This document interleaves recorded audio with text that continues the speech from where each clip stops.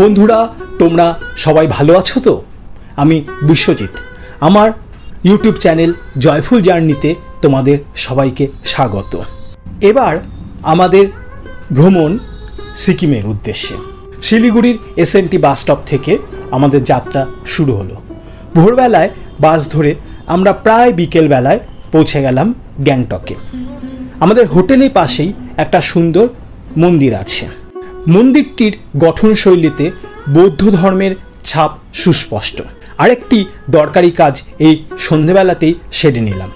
পরের দিন আমরা যাব ছাঙ্গু লেকে, কিন্তু তার জন্য প্রয়োজনীয় পারমিট দরকার হয়।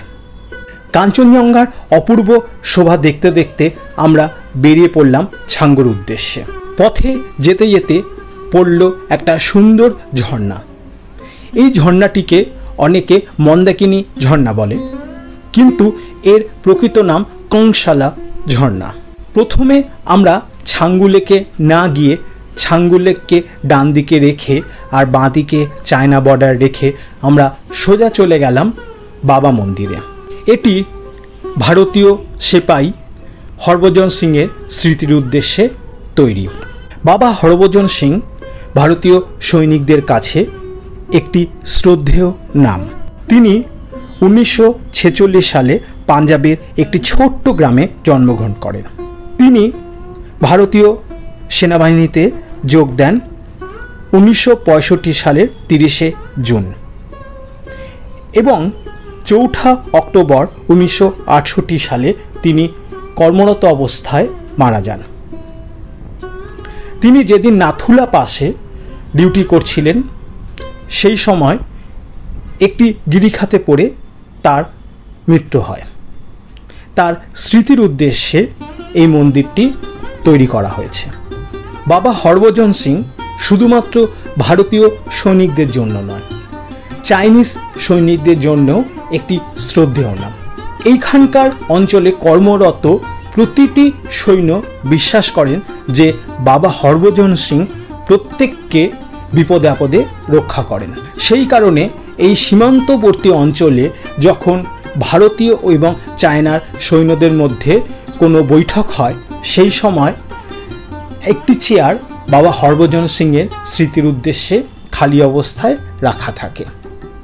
এই মন্দিরে বাবা হরভজন সিংয়ের বিভিন্ন ফটো আছে এবং তার ব্যবহৃত বিভিন্ন জিনিসপত্র এবং অস্ত্রশস্ত্র রাখা আছে। প্রতি বছর 11ই সেপ্টেম্বর এখান থেকে একটি খালি জিপ গাড়ি বাবা হরভজন সিংয়ের স্মৃতির উদ্দেশ্যে এনজেপি স্টেশনে যায়। নিউ জলপাইগুড়ি স্টেশন থেকে একটি ট্রেন পাঞ্জাবের উদ্দেশ্যে রওনা দেয়। সেই ট্রেনের একটি বাথ বাবা হরভজন সিংয়ের স্মৃতির উদ্দেশ্যে খালি অবস্থায় রিজার্ভ করা থাকে। সেই বাথের পাশে আরও 3 জন সৈনিক তারা যায় সেই ট্রেনের সাথে বাবা হরভজন সিংয়ের গ্রামে। বাবা মন্দিরের কাছে একটু ওপরে আরেকটি সুন্দর ঝর্ণা আছে। সেই ঝর্ণার পাশে একটা বড় শিব মূর্তি আছে এবং তার ওখানে একটি শিব ঠাকুরের মন্দির আছে। আপনারা সেই স্থানটিও ঘুরতে পারেন। নিউ বাবা মন্দির থেকে বেরিয়ে আমরা যাব নাথুলা পাসের দিকে। নাথুলা পাস বা নাথুলা গিরিপথ হল হিমালয়ের ড্যানকা পর্বতশ্রেণী, তিব্বতের ইয়াংতু কাউন্টি এবং ভারতের সিকিম ও পশ্চিমবঙ্গের মধ্যবর্তী একটি পর্বত গিরিপথ। গিরিপথটি সমুদ্রপৃষ্ঠ থেকে প্রায় 4310 মিটার উচ্চতে অবস্থিত। এটি কালিম্পং এবং গ্যাংটক শহর দুটোকে নিম্ন চুম্বি উপত্যকার গ্রাম এবং শহরগুলোর সাথে সংযুক্ত করেছে। এই পথে দিয়ে প্রাচীনকালে তিব্বতের সাথে ভারতের বাণিজ্য হতো। পরবর্তীকালে JW এডগার 1873 সালে গিরিপথের বিষয়ে জরিপ করেন এবং ইংরেজ আমলে পুনরায় তিব্বতীদের সাথে ভারতীয়দের বাণিজ্য শুরু হয়। পরবর্তী সময় বিভিন্ন কারণে এই বাণিজ্য পথ বন্ধ থাকে। বিশেষ করে ভারতের সাথে চীনের যুদ্ধের পর এই গিরিপথ বন্ধ হয়ে যায়। পরবর্তীকালে 2006 সালে এই গিরিপথ পুনরায় খোলা হয়। এবার আমরা যাব ছাঙ্গু লেকে। ছাঙ্গু লেক পূর্ব সিকিমে অবস্থিত। এটি সিকিমের রাজধানী গ্যাংটক থেকে প্রায় 40 কিলোমিটার দূরে অবস্থিত। ছাঙ্গু লেকের সমুদ্রপৃষ্ঠ থেকে উচ্চতা প্রায় 3753 মিটার। জানুয়ারি থেকে মার্চ পর্যন্ত এখানে বরফ থাকে। ছাঙ্গু লেকে ঘুরতে আসার আদর্শ সময় জানুয়ারি থেকে মার্চ, তারপরে বরফ গলতে শুরু করে। ছাঙ্গু লেকটির সর্বোচ্চ দৈর্ঘ্য 836 মিটার এবং প্রস্থে 427 মিটার। ছাঙ্গু লেকটির সবথেকে বেশি গভীরতা 15 মিটার বা 49 ফিট। এর গড় গভীরতা 4.58 মিটার। ছাঙ্গু লেকের জল বৌদ্ধ ধর্মাবলম্বীদের কাছে অত্যন্ত পবিত্র। প্রাচীনকালে লামারা ছাঙ্গু লেকের জলের রং দেখে সিকিমের ভবিষ্যৎ সম্পর্কে ধারণা করতেন। যখন ছাঙ্গু লেকের জল স্বচ্ছ থাকত তখন তাদের ধারণা ছিল সিকিমের ভবিষ্যৎ উজ্জ্বল। ছাঙ্গু লেকের জল যখন কালো হয়ে যেত তখন লামারা মনে করতেন যে ভবিষ্যৎ ছাঙ্গু লেকের জন্য ভয়াবহ। প্রতি বছর গুরু পূর্ণিমায় এই লেককে ঘিরে বড় উৎসব হয়। ছাঙ্গু লেক পূর্ব সিকিমের সবথেকে বড় আকর্ষণীয় জায়গা। প্রতি বছর প্রায় 3 লক্ষ ভ্রমণার্থী ছাঙ্গু লেক দর্শনে আসেন। এই লেকের ওপরে রোপওয়ে চড়ার সুন্দর ব্যবস্থা আছে। ছাঙ্গু লেকের পাশেই চায়না বর্ডার। 2003 সাল থেকে এই বর্ডারের মাধ্যমে চায়নার সাথে ভারতের বাণিজ্য পুনরায় চালু হয়েছে। ছাঙ্গু লেক থেকে ফিরতে ফিরতে আমাদের বেশ খানিকটা দেরি হয়ে গেল। রাস্তা দিয়ে যখন ফিরছি তখন দেখলাম চারিদিক থেকে মেঘ এসে হঠাৎ করে আমাদের ঘিরে ধরেছে। আমরা মেঘের রাজ্যে প্রবেশ করলাম। আমাদের চারিদিকে মেঘ, কিছুই দেখা যাচ্ছে না। নিচে তাকিয়ে দেখি পাহাড়ের খাঁজে খাঁজে মেঘ আটকে। মনে হচ্ছে আমরা কোনো স্বর্গের মধ্যে দিয়ে চলেছি। গাড়ির ড্রাইভারকে অত্যন্ত সাবধানতার সাথে গাড়ি চালাতে হচ্ছে। একটু অসতর্ক হলেই মৃত্যু আমাদের হাতছানি দিয়ে ডাকবে। রাস্তা এবড়ো খেবড়ো, বড় বড় পাথর পড়ে আছে, পাশে গভীর গিরিখাত। এক অদ্ভুত রোমাঞ্চ, অ্যাডভেঞ্চার। অবশেষে আমরা বিপদ থেকে রক্ষা পেলাম। মেঘের রাজ্য থেকে বেরিয়ে আমরা ঝকঝকে আকাশের দেখা পেলাম। হোটেলে যখন ফিরলাম তখন প্রায় সন্ধে নেমে এসেছে। পরের দিন আমরা যাত্রা করব নামচির উদ্দেশ্যে। ভোরে হোটেল থেকে বেরিয়ে প্রথমেই গেলাম বনঝাঁকড়ি জলপ্রপাত এবং এনার্জি পার্কে। এটি একটি গভীর বনের মধ্যে অবস্থিত। গ্যাংটক শহর থেকে প্রায় 7 কিলোমিটার দূরে এটি অবস্থিত। এই জলপ্রপাতটি সুবিশাল এবং এর থেকে প্রবল জলধারা বয়ে নিচে পড়ছে সশব্দে। গ্যাংটকের কাছাকাছি যত জলপ্রপাত আছে সব থেকে সুবিশাল এবং মনোমুগ্ধকর জলপ্রপাত এটি। এই অঞ্চলে আপনি অনেক ছোট ছোট গুহা দেখতে পাবেন। এই গুহার মধ্যে প্রাচীন দেবদেবীর মূর্তি আছে।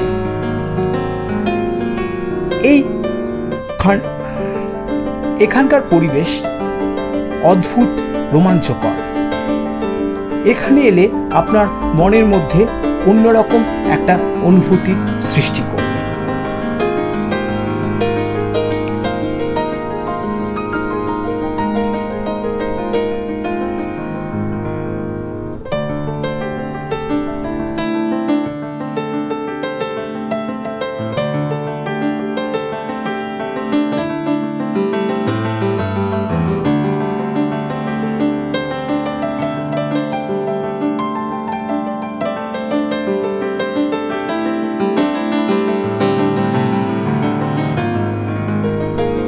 বনঝাঁকড়ি জলপ্রপাত থেকে বেরিয়ে আমরা গেলাম বাথাং জলপ্রপাত দেখতে।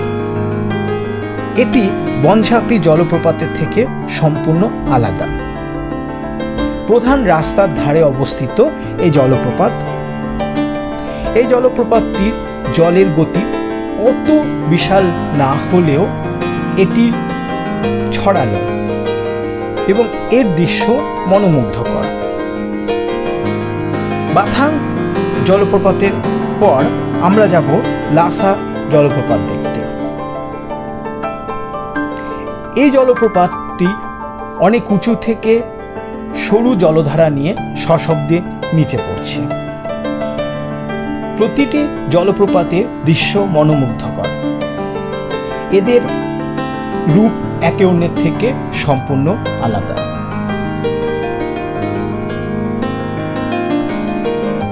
এরপরে আমরা যাব টেমি টি গার্ডেন দেখতে।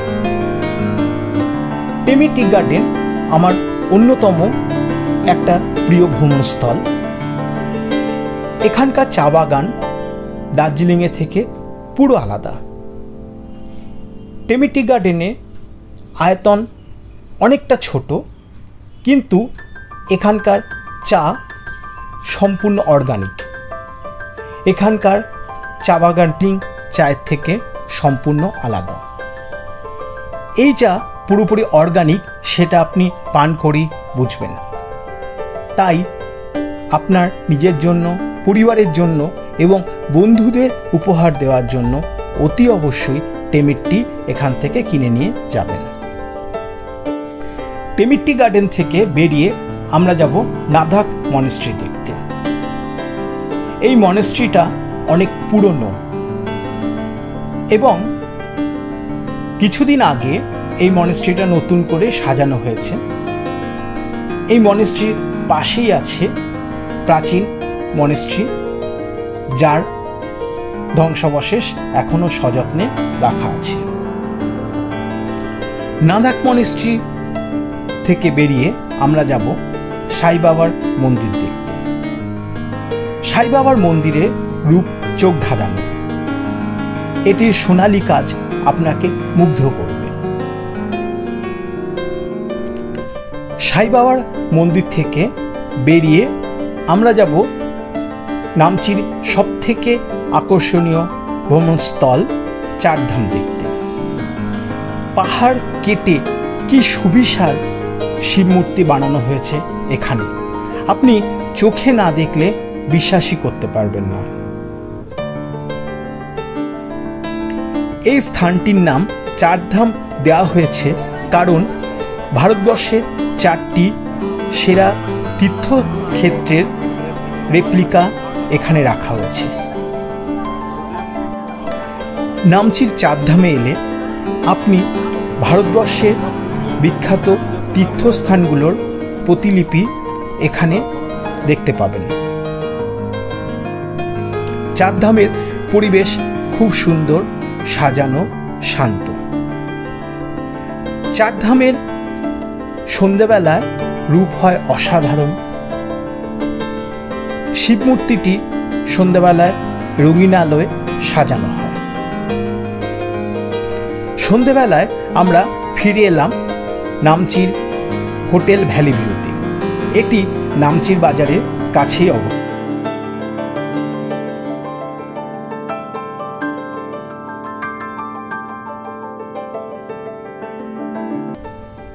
নামচি শহরটি খুব সুন্দর সাজানো।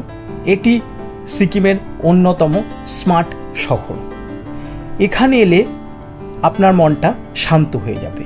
গ্যাংটকের পরিবেশ থেকে নামচির পরিবেশ সম্পূর্ণ আলাদা। পরের দিন সকালবেলায় আমরা গেলাম সান্দুপচি মনেস্ট্রি দেখতে। এটি একটি বৌদ্ধ মনেস্ট্রি, পাহাড়ের ওপর অবস্থিত। সুবিশাল বৌদ্ধ মূর্তি এখানে রয়েছে। এর বিশালতা, এর গাম্ভীর্য, এর শান্ত পরিবেশ আপনাকে মুগ্ধ করবে। সান্দুপচির আরেকটি উপরি পাওনা, আকাশ পরিষ্কার থাকলে এখান থেকে কাঞ্চনজঙ্ঘাকে খুব সুন্দর দেখা যায়। সান্দুপচি থেকে বেরিয়ে আমরা চললাম তারেভিরের উদ্দেশ্যে। তারেভির একটি অসাধারণ জায়গা। এটি পাহাড়ের ওপরে দিয়ে একটি সরু রাস্তা চলে গেছে, সিঁড়ি দিয়ে বাঁধানো রাস্তা। এর ডান দিকটা খাড়াই পাহাড়ে সোজা নিচে নেমে গেছে, আর বাঁদিকে পাইন বন।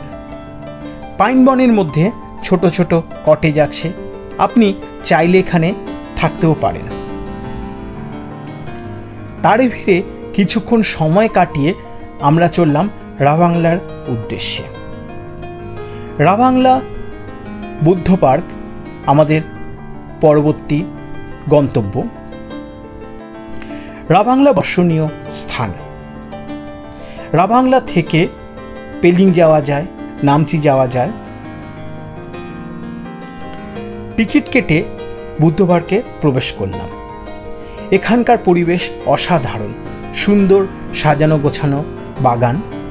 সুবিশাল এই বাগানের মাঝে সুবিশাল বৌদ্ধ মূর্তি, নিচে একটি মন্দির। মন্দিরটাও যথেষ্ট বড়। ভেতরে আছে প্রার্থনা কক্ষ। মন্দিরের গায়ে অপূর্ব সুন্দর কারুকার্য করা। মন্দিরের সামনে রয়েছে ঝর্ণা। ঝর্ণায় সূর্যের আলো পড়ে সুন্দর রামধনু সৃষ্টি হয়েছে। আপনি এই বুদ্ধ পার্কে অনেকক্ষণ সময় কাটাতে পারেন। বুদ্ধ পার্কের মধ্যে আছে বিভিন্ন কফি শপ, এখানে আপনি বসে আড্ডা দিতে পারেন, বিভিন্ন টিফিন করতে পারেন। পার্কটিকে সন্ধ্যেবেলায় খুব সুন্দর করে আলো দিয়ে সাজানো হয়। আমরা যখন রাভাংলায় গেছিলাম তখন রাভাংলার পাশেই একটি লেকে স্থানীয় একটি উৎসব হচ্ছিল, তার নাম ছোজো উৎসব।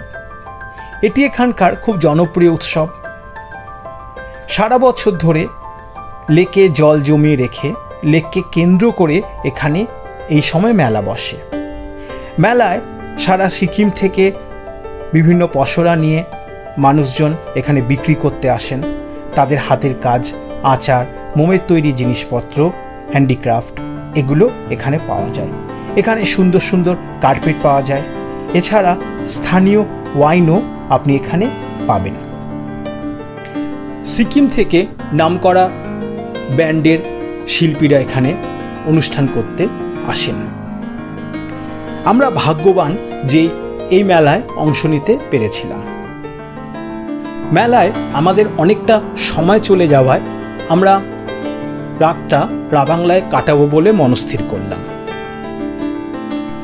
রাভাংলার পার্কের পাশে অনেক হোটেল এবং হোমস্টে আছে, আপনি রাতটা এখানে কাটাতেই পারেন। পার্কের সৌন্দর্য রাতে আরও অসাধারণ। জানুয়ারি মাসে বা ডিসেম্বরের শেষের দিকে এই পার্কের আশেপাশে বরফ পড়ে। পার্কটি তখন বরফে ঢেকে যায়, তাই বরফ দেখতে হলে আপনি এখানেও আসতে পারেন। পরের দিন সকালবেলায় আমরা চললাম পেলিংয়ের উদ্দেশ্যে। প্রথমেই আমরা গেলাম খুচিপড়ি লেকে। আমরা প্রথমেই গেলাম খুচিপোলারি লেকে। এই লেকটি হিন্দু এবং বৌদ্ধ উভয় ধর্মাবলম্বীদের কাছে অত্যন্ত পবিত্র। এই লেকের জল প্রচণ্ড রকম পরিষ্কার। বলা হয় যে লেকের জলে একটি পাতাও পর্যন্ত পড়ে না। অনেকখানি ওপরে উঠলে লেকের যে ভিউ পাওয়া যায় সেটা অসাধারণ। এখান থেকে মনে হয় যে যেন ভগবান বিষ্ণুর পায়ের ছাপের মধ্যে জল জমে এই লেকের সৃষ্টি হয়েছে। কিন্তু এই পাহাড়ে ওঠার রাস্তাটি অত্যন্ত দুর্গম, তাই সাবধানে এই রাস্তায় না উঠলে বিপদের আশঙ্কা প্রতি মুহূর্তেই থেকে যায়। লেকের পরিবেশ খুবই সুন্দর। লেকের পাশে একটি ছোট জলাশয় আছে, সেখানে অসংখ্য মাছ নিজেদের আনন্দে খেলা করে চলেছে। কেউ তাদের বিরক্ত করে না। আপনি চাইলে এই মাছেদের খাবারও দিতে পারেন। লেক থেকে বেরিয়ে আমরা গেলাম পেলিংয়ের পক্ষী সংগ্রহশালায়। এই সংগ্রহশালাটিতে অসংখ্য বিভিন্ন ধরনের বিরল প্রজাতির পাখি রাখা আছে। সংগ্রহশালাটিকে অত্যন্ত যত্ন নিয়ে খুব সুন্দরভাবে পাহাড়ের কোলে সাজানো, চারিদিকে পাইন গাছের জঙ্গল, তার মাঝখানে সুন্দর একটি সংগ্রহশালা। সংগ্রহশালাটিতে যাতায়াতের জন্য একটি কাঠের ব্রিজ করা হয়েছে। এখানকার উপস্থাপনা আপনার মনকে মুগ্ধ করবে। আমরা এই পক্ষীর সংগ্রহশালা থেকে বেরিয়ে এগিয়ে যাব বনের পথ ধরে সামনের দিকে। পথটি প্রচণ্ড দুর্গম, সরু এবং জঙ্গলে ঘেরা। অনেকটা দীর্ঘ এই পথ পেরিয়ে যখন ক্লান্ত অবসন্ন, তখন এলাম একটা সুন্দর উপত্যকার কাছে। সবুজে ঘেরা এই উপত্যকায় ভাঙাচোরা এই যে বাড়িগুলো দেখতে পাচ্ছেন, এটা হলো সিকিমের দ্বিতীয় রাজধানী।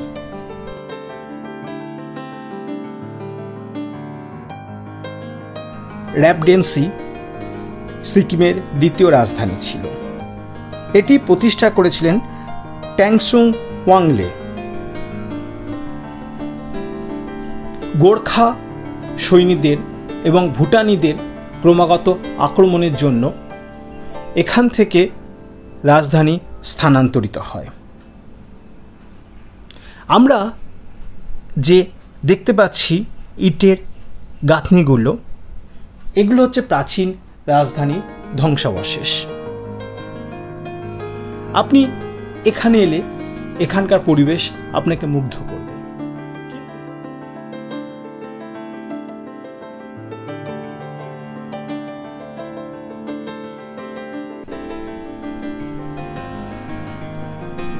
এই স্থান থেকে বেরিয়ে আমরা গেলাম পেলিংয়ের হোটেলে। আমরা পেলিংয়ের 0 পয়েন্টে ছিলাম, 0 পয়েন্ট আপার পেলিংয়ে।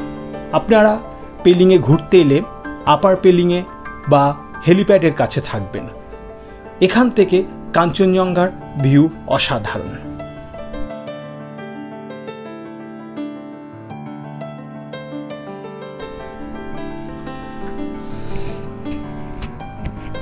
পরের দিন আমরা খুব ভোরে ঘুম থেকে উঠলাম। পেলিংয়ে ঘুরতে আসার অন্যতম আকর্ষণ হল কাঞ্চনজঙ্ঘা দেখতে পাওয়া। পরিষ্কার আকাশে কাঞ্চনজঙ্ঘার দৃশ্য খুব মনোমুগ্ধকর। মনে হবে আপনার ঠিক কাছেই কাঞ্চনজঙ্ঘা চলে এসেছে। গোলাপি আভায় কাঞ্চনজঙ্ঘাকে অসাধারণ লাগে।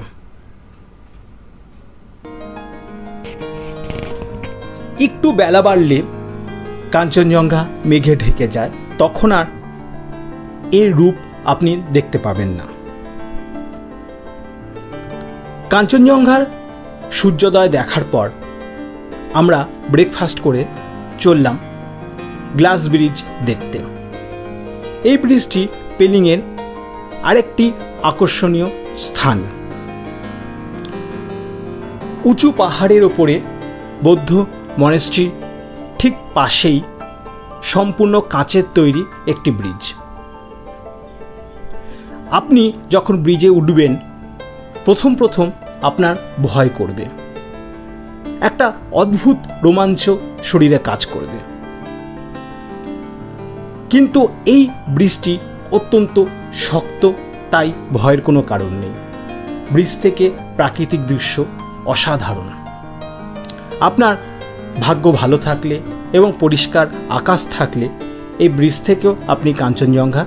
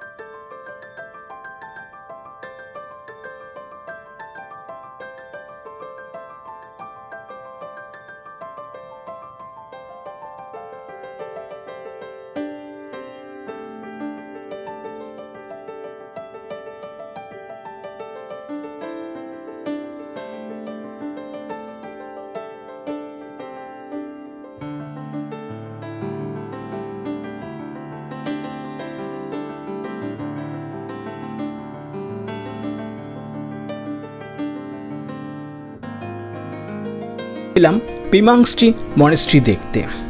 এটি সিকিমের অন্যতম প্রাচীন মনেস্ট্রি।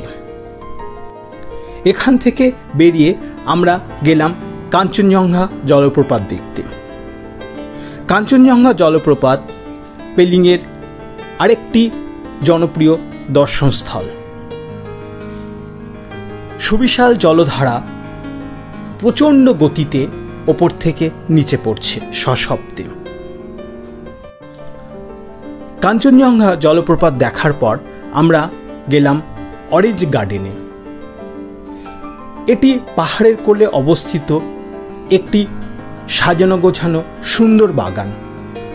এই বাগানের পাশ দিয়ে বয়ে চলেছে নদী। কুলুকুলু ধ্বনিতে আপনার মন মাতাল হবে। এই বাগানের মধ্যে ছোট ছোট কটেজ আছে যেখানে আপনি থাকতে পাবেন।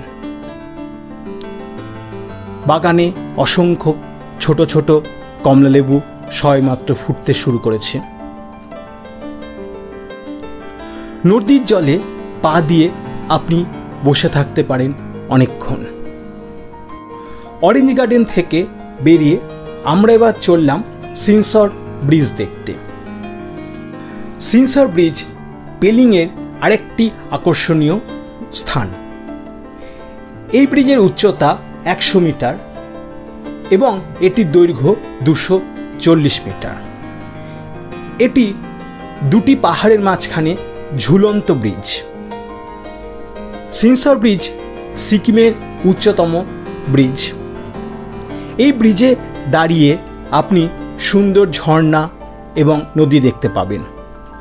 দুটো পাহাড়ের মাঝখানে ঝুলন্ত ব্রিজ আপনার মনে শিহরণ এনে দেবে। এখানকার প্রাকৃতিক সৌন্দর্য অসাধারণ।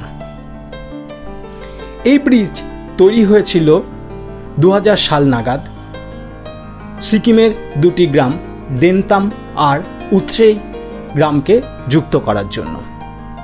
উত্রে গ্রামের অপর পাশে নেপাল অবস্থিত। সিনসর ব্রিজটি লোহা আর কংক্রিট দিয়ে তৈরি।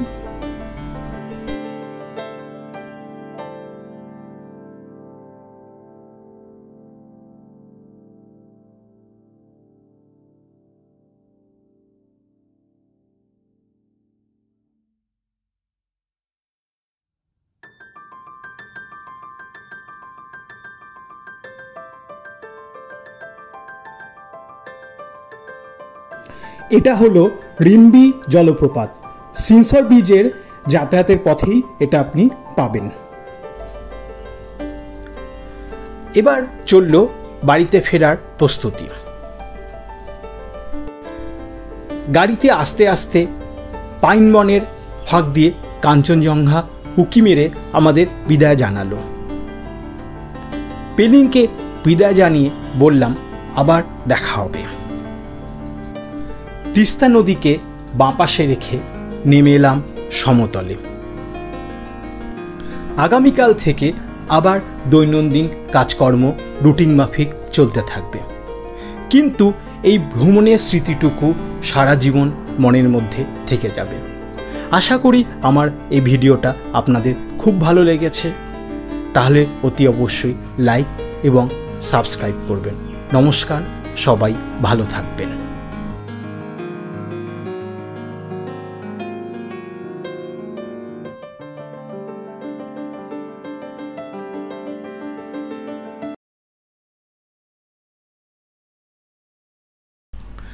পেলিং শহরে অনেক বাঙালি হোটেল পাবেন, কিন্তু এখানে আসার সময় সঙ্গে করে পর্যাপ্ত পরিমাণে ওষুধ নিয়ে আসবেন।